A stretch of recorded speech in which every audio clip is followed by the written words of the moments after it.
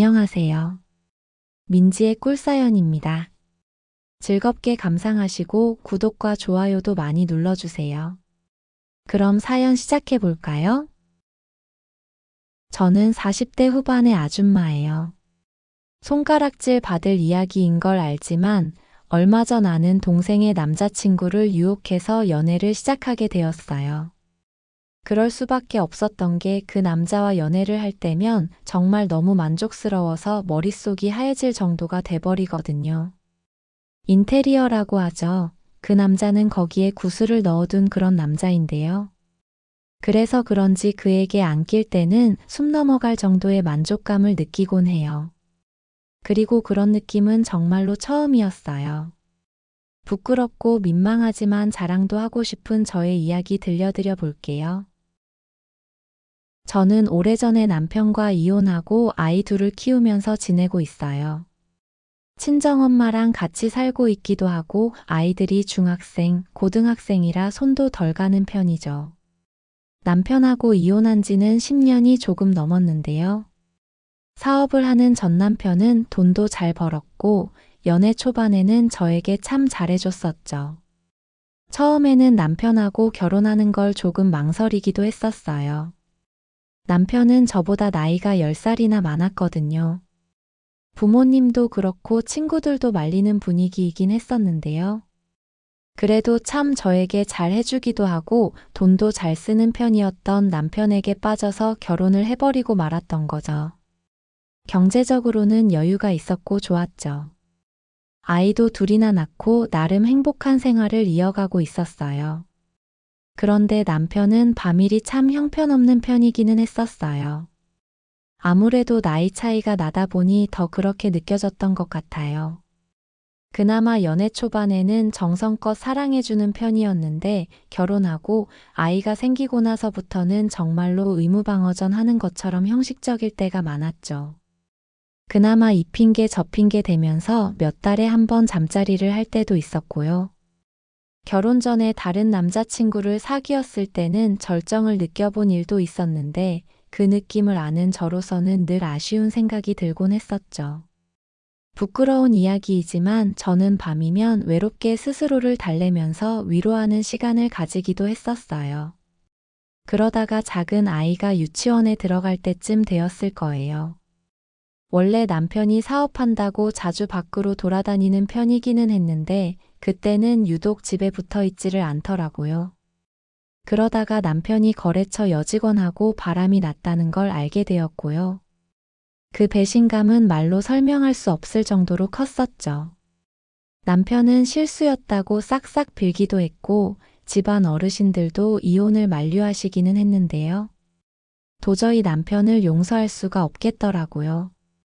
스트레스가 너무 심해서 정신과의 상담도 받으러 다녀야 할 정도였으니까요. 결국 저는 남편하고 이혼을 하게 되었죠. 그나마 다행이었던 건 아이들 양육권은 제가 가져올 수 있었고요. 위자료며 양육비 문제도 잘 해결이 되었어요. 그렇게 홀로 서기가 시작이 되었죠. 제가 그래도 양심이 있는 사람이어서 이혼 전에는 다른 남자를 만나고 싶기는 해도 꾹 참았거든요. 그런데 이제 이혼도 하고 했으니 홀가분한 마음에 남자를 만날 루트를 알아보기 시작했죠. 인터넷 채팅 같은 걸 통해서 만남을 가져보기도 하고 저랑 비슷한 처지에 있던 아는 언니들을 따라서 모임에 나가보기도 했었어요. 그렇게 종종 기분 전환하는 식으로 몇 명의 남자를 만나보기는 했었는데요. 반할 정도로 저를 만족시켜주는 남자는 없더라고요. 물론 늘 고개 숙인 남자였던 남편보다는 대부분 나은 편이기는 했어요. 그런 생활을 이어오던 중에 정말 짜릿한 일이 생겨버리고 말았어요. 저에게는 2살 어린 친한 동생이 한 명 있는데요. 이혼하고 이런저런 모임을 나가면서 알게 된 동생인데 저랑 잘 맞는 것 같아서 급속도로 친해지게 된 그런 사이예요. 이 동생을 소영이라고 할게요. 소영이는 조금 예쁘장하게 생긴 편인데 여자인 제가 봐도 새끼가 조금 있는 편이에요. 그래서 그런지 남자들을 엄청 만나고 다니는 것 같더라고요. 얼핏 이야기를 듣기로는 남편하고 이혼하기 전에도 몰래 만나는 남자들이 있었다고 했던 것 같아요. 자기는 남자 없이는 못 산다나요? 소영이는 술도 참 좋아하는 편이고 엄청 외향적인 편이에요. 워낙 저랑 가깝게 지내고 술도 자주 마시는 편이라 소영이가 만나는 남자들을 종종 보기도 했었어요. 저도 비슷한 처지인 걸 아니까 불러내서는 서로 인사도 시켜주면서 저에게 남자를 소개해주라고 이야기를 하기도 했고요. 물론 가장 큰 이유는 지가 만나는 남자 자랑을 하고 싶었던 거였겠지만요. 어쨌든 소영이 애인이 남자를 소개해준 덕분에 몇 번인가 남자를 만나보기도 했었네요.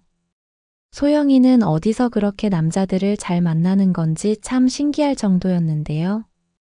만나보면 하나같이 허우대가 멀쩡한 괜찮은 남자들이더라고요.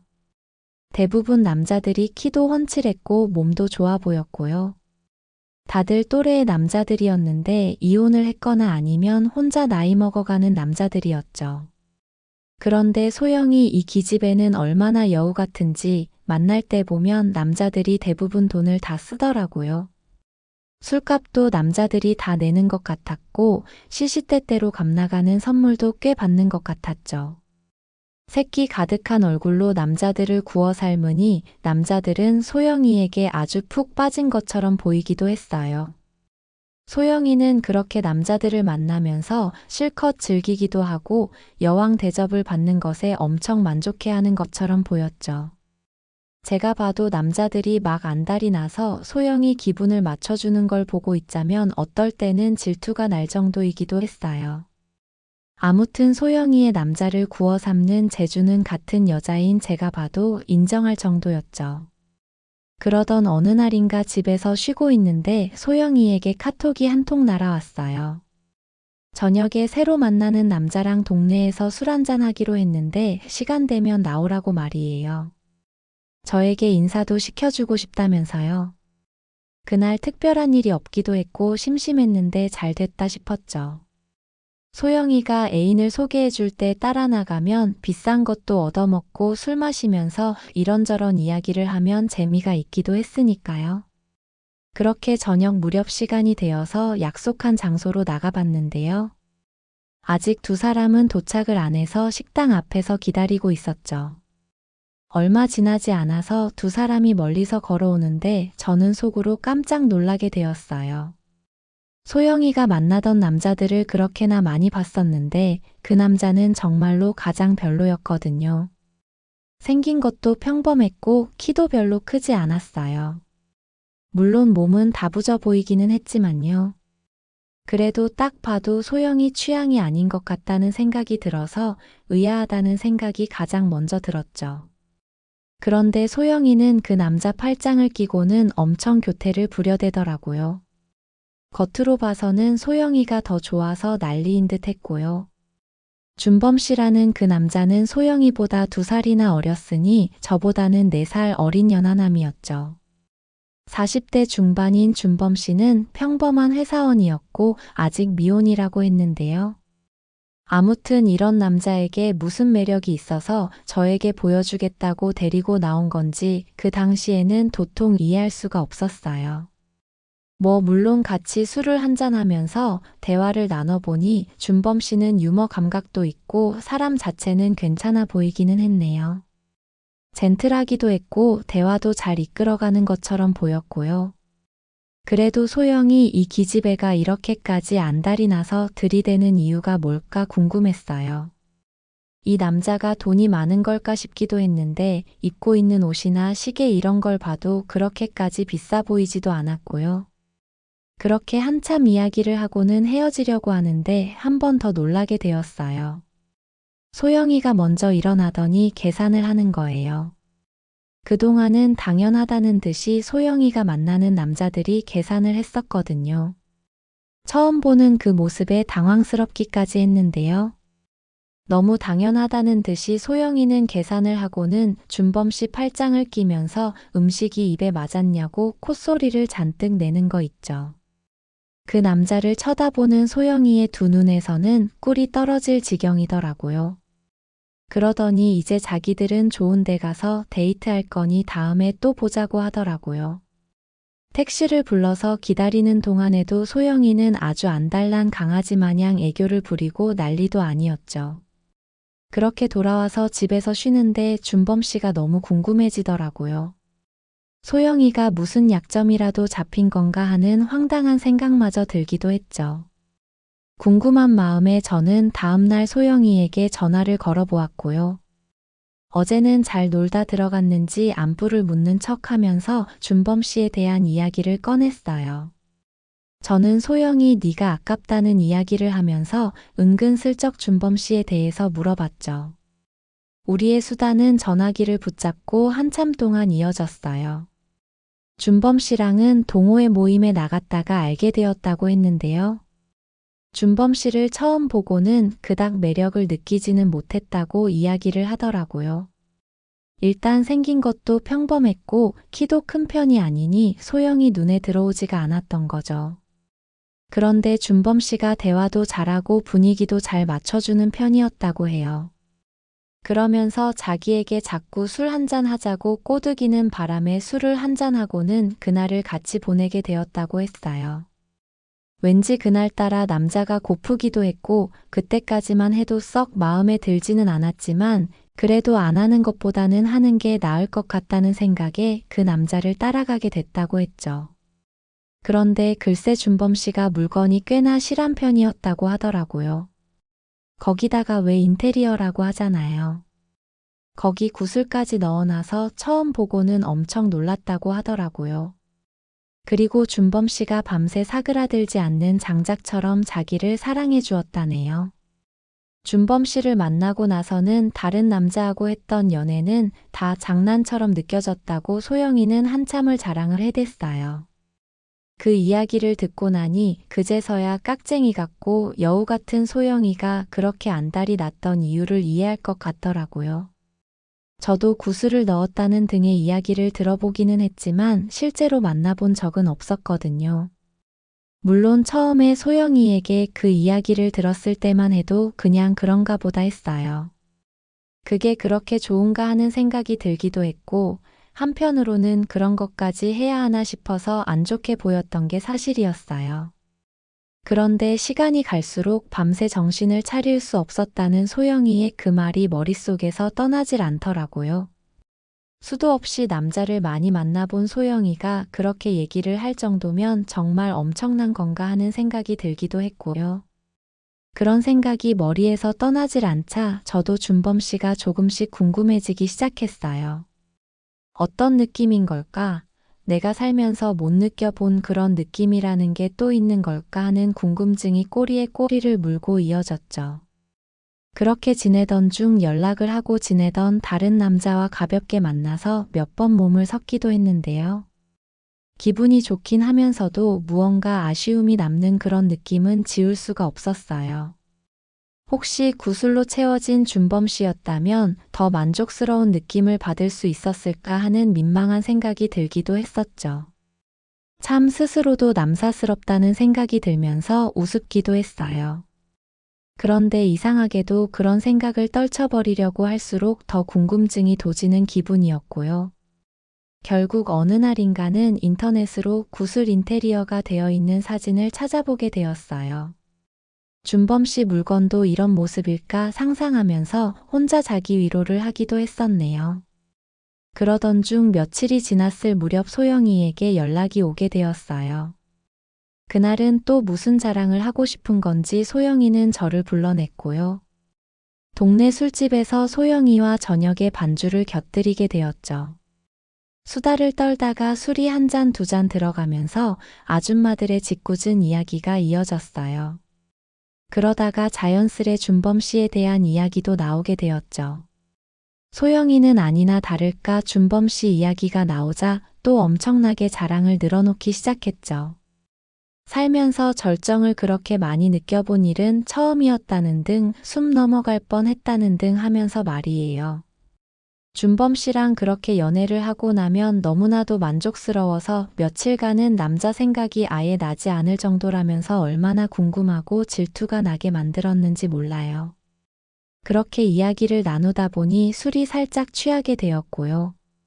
소영이는 그날도 남자 생각이 나서 못 참겠다면서 준범 씨에게 연락을 해야겠다고 하더라고요.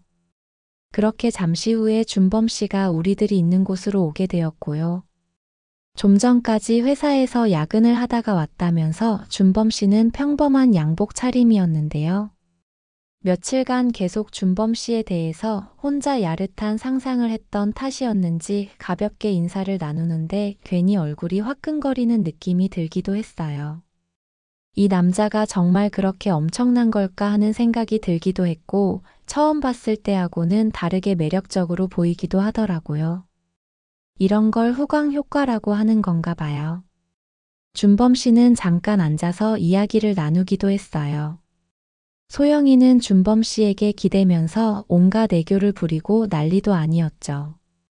그렇게 좋은 거냐고 면박을 주고 싶을 만큼 얄밉기도 했고, 또 얼마나 좋으면 저러는 걸까 하는 생각이 들기도 했어요.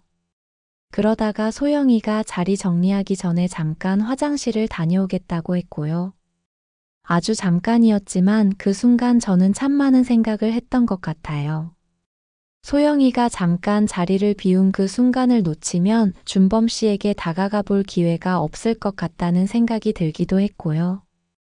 저는 소영이가 준범 씨 자랑하는 걸 많이 들었다면서 나중에 기회가 되면 단둘이 만나보고 싶다고 제 본심을 털어놓았어요. 그러면서 준범 씨의 연락처를 알고 싶다고 휴대폰을 내밀었죠. 급한 마음에 너무 단도직입적으로 들이댄 것 같아 부끄럽기도 하고 민망했어요. 또 준범 씨가 거절하면 어쩌나 소영이가 이 사실을 알게 되면 뭐라고 말을 해야 하나 오만 가지 생각이 교차하면서 제 심장이 엄청나게 두근거리고 있었죠. 다행히 준범 씨는 묘한 웃음을 보이더니 제 휴대폰에 본인 연락처를 저장해 주었고요. 그러자마자 소영이가 화장실에서 나왔는데 저는 도둑이 제 발 저린다는 말처럼 민망한 기분이 들었죠.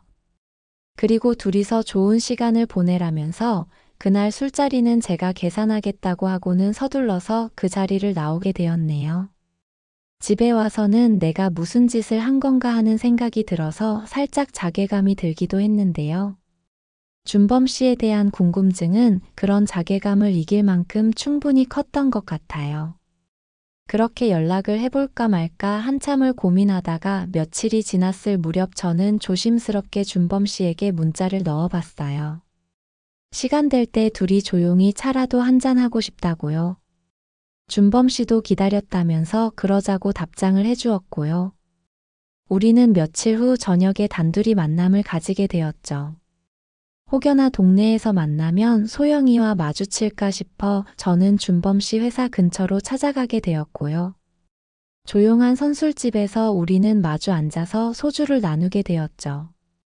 그 무렵 욕구불만에 시달리고 있던 저는 마음 같아서는 바로 모텔로 가자고 준범 씨를 조르고 싶었는데요.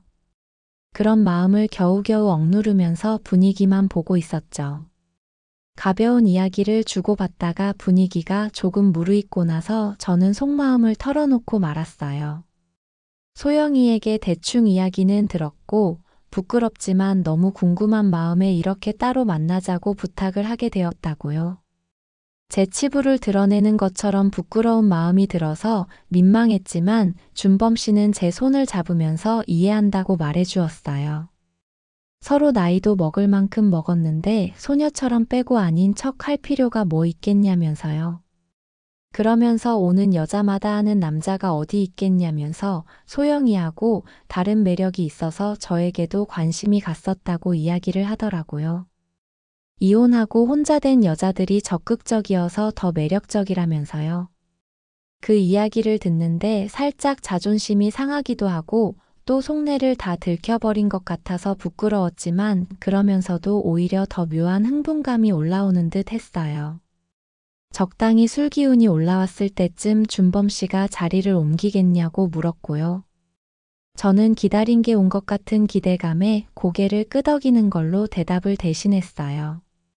그렇게 우리는 선술집을 나와서 자연스럽게 근처에 있는 숙박업소로 이동을 하게 되었어요.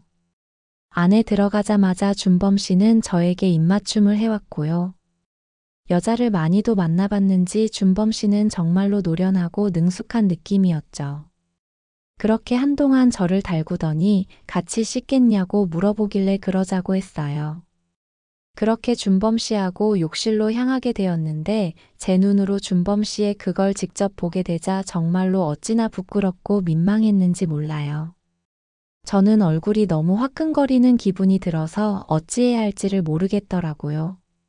징그럽다는 생각이 들기도 했는데 한편으로는 너무 탐스럽고 맛있어 보이더라고요. 저는 준범 씨에게 못 견딜 것 같다고 빨리 샤워를 마치고 나가자고 조르게 되었고요. 그렇게 우리는 결국 선을 넘어버리고 말았어요. 준범 씨는 소영이가 이야기한 대로 정말 엄청난 사람이더라고요. 살면서 그런 느낌은 정말로 이전에는 느껴본 적도 없었고 다른 남자들하고는 비교할 수 없는 수준이었어요. 사실 사랑을 나눌 때 남자들이 기분 좋으라고 어느 때는 살짝 연기를 하게 되기도 했는데요. 준범 씨와 연애를 할 때는 그런 연기는 아예 필요하지 않았어요. 준범 씨의 움직임 하나하나에 저는 정신줄을 놓고 울부짖고 있었죠. 부끄러운 것도 잊은 채 말이에요. 결국 그날 저는 몇 번이고 준범 씨 품 안에서 절정까지 가버리고 말았네요. 정말이지 준범 씨가 원하는 건 다 해줄 수 있겠다는 생각이 들었어요. 그게 준범 씨의 테크닉 때문인지 구슬 때문인지는 알 수가 없었지만요. 그렇게 저는 쉴 새 없이 여러 번 느껴대면서 숨이 넘어갈 것 같은 기분을 계속 경험하게 되었죠. 집에 들어가 봐야 하는 탓에 대시를 하기는 했는데요. 그곳을 나오기 전까지 준범 씨는 저를 끊임없이 안아주었고요. 숙박업소를 나올 때 저는 준범 씨에게 완전히 빠져버린 상태가 되어 있었죠.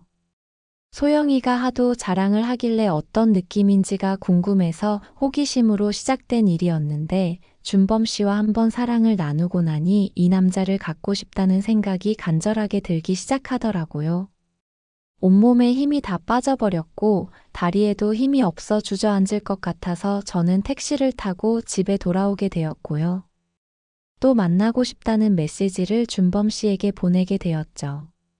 준범 씨도 저하고 보낸 시간이 즐거웠다면서 또 약속을 잡아서 보자고 답을 해주었어요. 그 문자가 어찌나 반갑고 기분이 좋았는지 몰라요. 그날 밤 저는 집에 돌아와서도 준범 씨와 사랑을 나눌 때 느꼈던 그 느낌이 너무 생생해서 한동안 진정이 안 되는 기분이었어요. 그동안 다른 남자들하고 했던 연애는 다 장난처럼 느껴질 정도였으니 말 다 했죠. 여러분들도 애인이나 와이프에게 더 사랑받고 싶으면 굿을 넣는 거 한번 고려해 보시라고 말씀드리고 싶어요. 저는 정말 살면서 그런 느낌은 어떤 남자를 만나면서도 느껴보지 못했던 것 같거든요. 정신줄을 놓아버릴 것 같은 만족감이라고나 할까요? 준범 씨를 만나고 난 이후로 다른 남자는 못 만날 것 같다는 생각이 들 정도니까 어떤 정도인지 아시겠죠? 아마 만나는 여자분 반응이 180도 달라질지도 몰라요. 그날 이후로 저는 준범 씨에게 수시로 연락을 하게 되었고요. 마음만큼 자주 만나지는 못했지만 준범 씨와 시간이 맞게 되면 저는 열의를 제쳐두고 달려나가서 준범 씨와의 연애를 즐겼어요. 그리고는 준범 씨에게 안겨서 괴성을 마구 질러대면서 부끄러운 것도 있고는 절정으로 가버리곤 했죠. 준범 씨를 뺏고 싶다는 생각에 소영이보다 더 잘해주려고 지극정성으로 사랑을 해주곤 했고요. 그를 만족시켜주기 위해 남사스러운 것들을 아무렇지 않게 하고 있는 스스로를 볼 때면 내가 이렇게까지 음탕한 여자였나 하는 생각이 들기도 했어요. 그런 저를 준범 씨도 흐뭇한 표정으로 바라봐주곤 했죠. 저는 아주 몹쓸 그런 여자가 되어가는 기분이었지만 그런 느낌조차도 짜릿하더라고요. 그렇게 저는 너무나도 행복한 시간을 보내게 되었어요. 이런 남자를 나이 먹고 만나게 된 게 안타까울 뿐이었죠. 거기다가 친한 동생의 남자를 몰래 만나고 있다는 느낌도 저에게 말로 설명할 수 없는 짜릿함을 주는 듯 했어요. 그런데 꼬리가 길면 잡히는 법이잖아요. 소영이가 준범 씨와 제가 몰래 연락하는 걸 눈치를 채버렸고요. 저에게 연락해서 어떻게 된 일이냐면서 따져대는 소영이에게 저는 어떠한 변명도 할 수가 없었죠. 자초지종을 설명해 보라며 소영이는 저를 카페로 불러냈어요. 다그치는 소영이에게 미안하다는 말 이외에는 할 말이 없더라고요. 친한 동생의 남자를 유혹해서 몰래 만난 게 사실이었으니까요. 저는 결국 그 카페에서 소영이에게 머리채를 잡혀가며 개망신을 당하게 되었고요. 그렇게 한참을 망신당하고 나서야 도망치듯 그 자리에서 벗어날 수 있었죠. 다행히 카페에 사람이 많지는 않았는데 아는 사람이 그 장면을 목격했을까 걱정이 되기는 하더라고요. 며칠간은 집안에서만 숨어 지내다시피 했죠. 그렇게 소영이하고는 절교를 하게 되었어요. 다행이라고 해야 하는 건지 준범 씨하고는 그 후로도 계속 연락이 닿아서 만나게 되었는데요. 저도 참 나쁜 여자라는 생각이 든 게 친한 동생은 잃어도 준범 씨는 못 잃겠다는 생각이 들더라고요. 세상 사람들이 저를 욕한다고 해도 어쩔 수가 없는 것 같아요. 그만큼 저는 준범 씨와 연애하는 그 시간을 놓치고 싶지 않거든요. 저 참 답 없는 여자인 거죠. 제 이야기는 여기까지입니다. 들어주셔서 고맙습니다.